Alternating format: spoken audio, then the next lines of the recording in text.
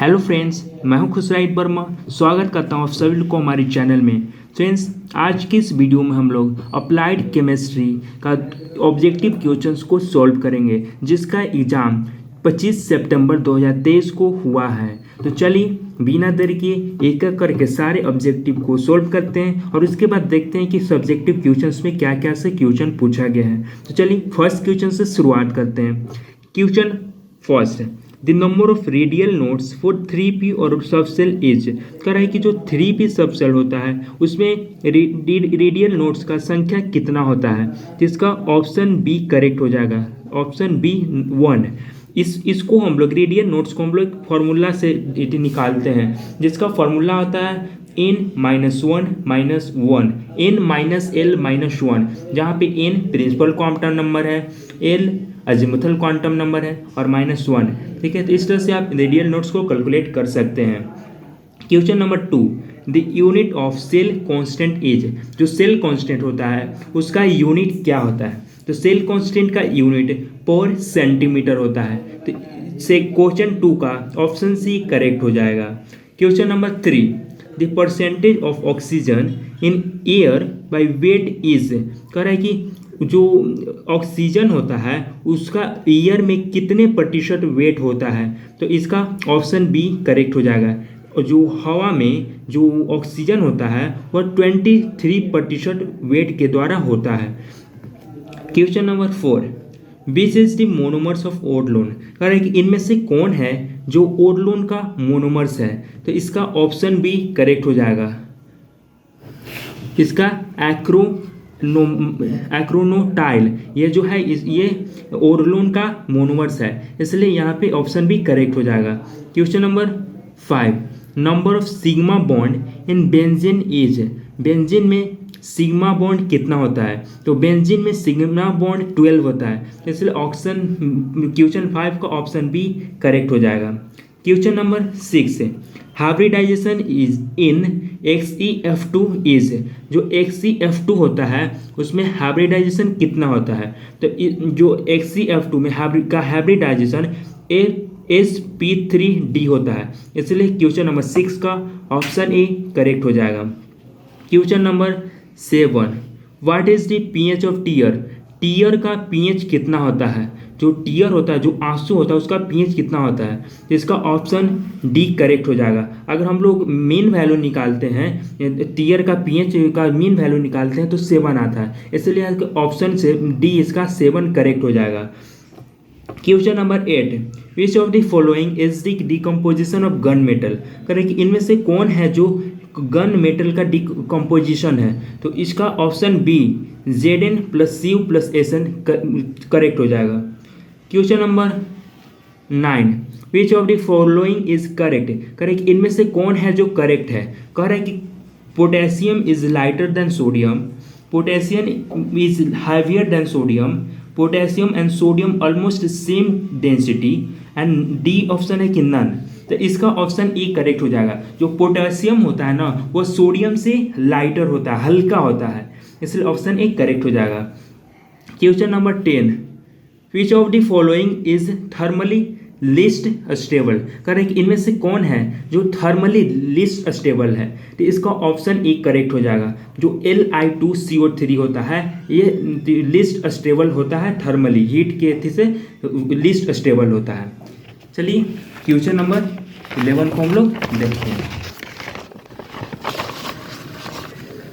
Question number 11 है हमारा, essential reason for mist is. Mist के लिए इसेंशियल रीजन क्या होता है। इस क्वेश्चन को हम लोग बाद में सोल्व करेंगे, इस पर थोड़ा सा डाउट है, तो चलिए इस क्वेश्चन को भी हम लोग रहने देते हैं। Question number 12, the concentration of fluoride ion above which it is harmful for bones and teeth mottling। तो इसका ऑप्शन डी करेक्ट हो जाएगा। ये कह रहा है कि ये जो फ्लोराइड आयन होता है उसका कंसेंट्रेशन जो होता है जो टीथ और बोन्स के लिए हार्मफुल होता है तो कितना होगा। तो इसका आपको आंसर 1 ppm भी मिलेगा और 10 ppm भी मिलेगा, लेकिन इस क्वेश्चन का यहाँ पे जो आंसर हो जाएगा यहाँ पे 10 ppm हो जाएगा। तो इसलिए ऑप्शन 12 क्वेश्चन 12 का ऑप्शन डी करेक्ट हो जाएगा। Question number 13, in electro refining anode is made of. करें कि इलेक्ट्रो रिफाइनिंग के लिए एनोड जो है किस चीज़ पर बनता है, तो करें कि यहाँ पे ऑप्शन बी करेक्ट हो जाए, इम्प्योर मेटल। जो एनोड के लिए इम्प्योर मेटल होता है और कैथोड के लिए प्योर मेटल होता है, इसलिए यहाँ पे क्वेश्चन 13 का ऑप्शन बी करेक्ट हो जाएगा। Question number 14, which sulphate solution reacts with cation solution. कह रहे कि कौन सा जो सल्फेट सॉल्यूशन है जो केसियन सॉल्यूशन के साथ रिएक्ट करता है, तो इसका ऑप्शन ए करेक्ट हो जाएगा, जो कि है K3CuCN4। ठीक है, तो यहाँ पे 14 क्वेश्चन का ऑप्शन ए करेक्ट हो जाएगा। 15 question, the most important property of lubricant is. जो लुब्रिकेंट होता है उसका सबसे इंपॉर्टेंट प्रॉपर्टी क्या होता है, तो लुब्रिकेंट का सबसे इंपॉर्टेंट प्रॉपर्टी विस्कोसिटी इंडेक्स ही होता है, इसलिए 15 क्वेश्चन का भी आंसर ऑप्शन ए हो जाएगा। 16 question, which of following strongest reducing agent. Correct, इनमें से कौन है जो स्ट्रॉन्गेस्ट रिड्यूसिंग एजेंट है, तो इसका करेक्ट आंसर ऑप्शन ए हो जाएगा, एल। जो एल जो होता है लिथियम जो होता है ना, उसका स्ट्रॉन्गेस्ट रिड्यूसिंग एजेंट होता है। ठीक है, question number 17, what amount of aluminium is deposit by 3 farad in molten aluminium chloride. ठीक है, तो कह रहे कि 12 क्वेश्चन कह रहा है कि वो एल्युमिनियम को का कौन सा अमाउंट है जो कि 3 फैराड एल्युमिनियम क्लोराइड पर डिपॉजिट करने पर देगा, तो इसका ऑप्शन ए करेक्ट हो जाएगा, 27 ग्राम हो जाता है। ठीक है, question number 18, the number of orbital in fourth shell is. Fourth shell में जो नंबर ऑर्बिटल की संख्या कितना होगा, इसका करेक्ट आंसर ऑप्शन ए हो जाएगा, 16। इसको हम लोग फॉर्मूले से निकालते हैं जिसका फॉर्मूला होता है एन स्क्वायर, तो फोर्थ सेल का पूछा है तो 4 का स्क्वायर 16 हो जाएगा। Question number 19, cryolite is the ore of. Cryolite किस चीज का ओर है, इसका ऑप्शन ए करेक्ट हो जाएगा, एल्यूमिनियम। क्रायोलाइट जो है एल्यूमिनियम का ओर है। Question number 20, which of the following is borax. कह रहे कि इनमें से कौन है जो बोरेक्स का फॉर्मूला है, तो ऑप्शन ए करेक्ट हो जाएगा, Na2B4O7 10H2O। ये जो है बोरेक्स का फॉर्मूला होता है, इसलिए ऑप्शन ए करेक्ट हो जाएगा। चलिए अब हम लोग एक एक करके सब्जेक्टिव को भी देख लेते हैं कि किस तरह का सब्जेक्टिव क्वेश्चन पूछा गया है, ताकि हम लोग अच्छे से तैयारी कर सके अगली बार की तरह। तो चलिए देख सकते हैं आप ग्रुप बी का जो फर्स्ट क्वेश्चन है, जो क्वेश्चन नंबर 2 यहाँ पे जाएगा। क्वेश्चन नंबर 2 जो है वह है कि एक्सप्लेन पॉलिश एक्सक्लूजन प्रिंसिपल। कह रहा है कि पॉलिश एक्सक्लूजन प्रिंसिपल को आपको एक्सप्लेन करना है। इसका और में पूछा गया है कि एक्सप्लेन मोलर कंडक्टिविटी, और में मोलर कंडक्टिविटी को एक्सप्लेन करने के लिए कहा जा रहा है। चलिए हम लोग और सब्जेक्टिव क्वेश्चंस को देख लेते हैं। 3 क्वेश्चन पूछा गया है, राइट इलेक्ट्रॉनिक कॉन्फ़िगरेशन। यहाँ पे इलेक्ट्रॉनिक कॉन्फ़िगरेशन लिखना है आयरन प्लस प्लस का, यानी कि आयरन प्लस प्लस आयरन का और क्रोमियम का। ठीक है, तो यहाँ पे आप समझ जाइए कि अगर प्लस प्लस आयरन है इसका मतलब कि 2 कम करके लिखना है, इसका जो इसमें जो इलेक्ट्रॉन हो जाएगा 2 कम हो जाएगा। तो क्रोमियम का जो होता है वो क्रोमियम और आयरन प्लस प्लस दोनों का इलेक्ट्रॉनिक कॉन्फ़िगरेशन सेम ही हो जाएगा। ठीक है, तो आप उस तरह से लिख सकते हैं।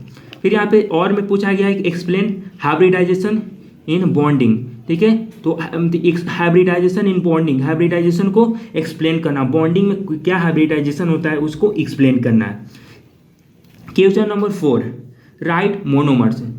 यहाँ पे अब देखिए 4 को दिया हुआ है, चारों का मोनोमर्स को लिखना है क्वेश्चन नंबर 4 में। ए में है दिया हुआ है टेफ्लॉन, टेफ्लॉन का क्या मोनोमर्स होता है वो लिखना है। नायलॉन 6,6 का मोनोमर से लिखना है। डायक्रोन का मोनोमर से लिखना है और नियोप्रेन का मोनोमर से लिखना है। इसका और में पूछा गया है कि what do you mean by air pollution. Air pollution से आप क्या समझते हैं, इसको डिफाइन करना है। ठीक है, तो बिल्कुल आसान सवाल है। Question number 5, the resistance of wire is 10 ohm, the length of wire is increased by 50%, calculate percentage increase in resistance। कह कि आपके पास एक वायर है जिसका रेसिस्टेंस 10 ओम है, और अगर आप उस वायर का जो लेंथ है वह 50% इंक्रीज करते हैं तो उसके लेंथ में क्या चेंजिंग आएगा, तो इसको आप आसानी से निकाल सकते हैं, जो कि डबल हो जाता है। ठीक है, तो इसको आप निकाल सकते हैं आसानी से, जो कि रेसिस्टेंस का फॉर्मूला होता है उसी फॉर्मूला से आपको निकल जाएगा, क्योंकि रेसिस्टेंस जो होता है वह लेंथ का इन्वर्सली प्रोपोर्शनल होता है, नहीं डायरेक्टली प्रोपोर्शनल होता है। इससे आप निकाल सकते हैं। इसका और में पूछा गया है कि डिफाइन कैल्सिनेशन, बी में है कि डिफाइन स्मेल्टिंग। ये जो है कैल्सिनेशन को डिफाइन करना है और स्मेल्टिंग को डिफाइन करना है। ठीक है, क्वेश्चन नंबर 6 है एक्सप्लेन बायोकेमिकल ऑक्सीजन डिमांड। ठीक है, क्वेश्चन 6 में कहा जाए कि बायोकेमिकल ऑक्सीजन डिमांड को आपको एक्सप्लेन करना, बीओडी को एक्सप्लेन करना है। इसका और में पूछा गया है कि what do you mean by centre number, centre नहीं यहाँ पे सीटेन नंबर होगा, कारण कि आप सीटेन नंबर से आप क्या समझते हैं। ठीक है, तो इसको अभी बहुत आसान क्वेश्चन आप आसानी से सोल्व कर सकते हैं। क्वेश्चन नंबर 7 है write important ore of copper, how copper is extracted from copper pyrites ore. करें कि कॉपर का आप इंपॉर्टेंट ओर को लिखे और कॉपर को हम लोग कॉपर पायराइट्स ओर से कैसे एक्सट्रैक्ट करते हैं इसको भी आप लिखें। ठीक है, और इसके और में पूछा गया है describe the determination of total hardness by additive method. ठीक है, एडिटिव मेथड से टोटल हार्डनेस को कैसे डिटरमाइन किया जाता है इसको लिखना था। क्वेश्चन नंबर 8 है हमारा write cell reaction of given cell. ये जो सेल दिया हुआ है इसका सेल रिएक्शन को निकालना है। ठीक है, तो इसको भी आप निकाल सकते हैं। और इसका और में दिया गया है कि ऑक्टेन नंबर और COD को डिफाइन करना, जो कि बहुत आसान है, आप आसानी से एक्सप्लेन कर सकते हैं। क्वेश्चन नंबर 9 है how long in HCR must be current of 0.6 ampere be maintained to deposit 66 gram of gold from a solution of AuCl3, जिसका AU का आपको मास दिया हुआ 197। इस तरह से आप इसको भी सोल्व कर सकते हैं। ठीक है, इससे ज़्यादा अच्छा रहेगा कि आप और में वाला सोल्व क्यों, क्योंकि और में क्वेश्चन दिया गया है कि define electrochemical equivalent of substance, किसी सब्सटेंस का जो इक्विवेलेंट इलेक्ट्रोकेमिकल इक्विवेलेंट होता है उसको डिफाइन करना बहुत आसान है। उसके बाद विस्कोसिटी इंडेक्स ऑफ लुब्रिकेंट, जो लुब्रिकेंट होता है उसके विस्कोसिटी इंडेक्स को भी डिफाइन करना है, ये भी बहुत आसान क्वेश्चन है। तो आप इसी को सोल्व कर सकते हैं। ठीक है, कर लीजिएगा। तो अगर आप एग्ज़ाम देने के बाद ही देख रहे हैं, इस वीडियो को देख रहे हैं, तो आप मिला लीजिए कि ऑब्जेक्टिव मेरा कितना सही हुआ है। और अगर आप एग्ज़ाम की तैयारी करने वाले हैं, आने वाले एग्ज़ाम की तैयारी कर रहे हैं, तो आप इस वीडियो को देख रहे हैं तो आप आसानी से सारे क्वेश्चन को सोल्व करके तैयारी कर सकते हैं। क्योंकि क्या होता है कि प्रीवियस ईयर क्वेश्चन को ही रिपीट करते रहता है, ऑब्जेक्टिव तो नहीं रिपीट करता। ऑब्जेक्टिव 20 में से आपको 5-7 ही रिपीट करेगा, लेकिन जो सब्जेक्टिव क्वेश्चन है वो सारा प्रीवियस ईयर को ही रिपीट करता है। इसलिए आप प्रीवियस ईयर को आसानी से सोल्व कर ले, उसी को आप याद करें। ठीक है, आपका दिन शुभ हो।